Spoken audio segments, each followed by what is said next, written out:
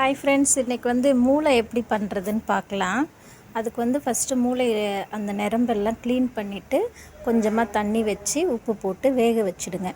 வேக வச்சதுக்கப்புறமா ஒரு கடாயில் எண்ணெய் ஊற்றி கடுகு சீரகம் நல்லா கையில் வச்சு கசக்கி போடுங்க. நல்ல வாசனையாக இருக்கும். அதாவது பெருஞ்சீரகம் போட்டுட்டு பூண்டு தட்டி வச்சுருக்கேன், ஒரு பூண்டு முழுசாக அதையும் போட்டுருங்க. போட்டு பச்சை மிளகா 4 பச்சை மிளகா எடுத்து வச்சுருக்கேன், அதையும் போட்டு வதக்கிடுங்க.